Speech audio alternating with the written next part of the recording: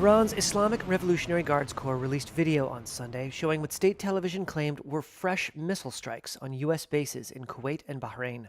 Washington and Tehran traded fire and further threats over the weekend in the most significant escalation since both sides agreed to a 14-point memorandum aimed at ending the armed conflict. Photographs released by Bahrain's police were said to show damage to a residential building hit by an Iranian drone.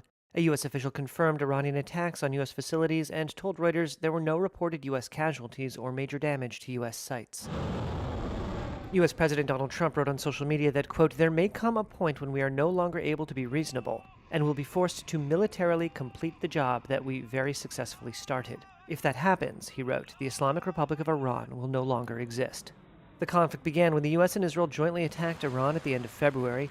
Iran responded by firing drones and rockets at Israel and at Gulf nations hosting American military bases. And Iran effectively closed the Strait of Hormuz, the world's most important energy shipping route, for most of the last 4 months.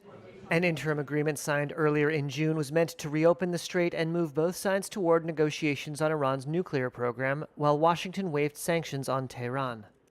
But fighting has since resumed and intensified. U.S. Central Command said earlier that its forces had carried out fresh strikes after a Panama-flagged tanker was attacked by an Iranian drone on Saturday. Iran's state-run Press TV reported the IRGC said U.S. strikes had violated the ceasefire and, quote, "will result in the complete halt of all diplomatic processes."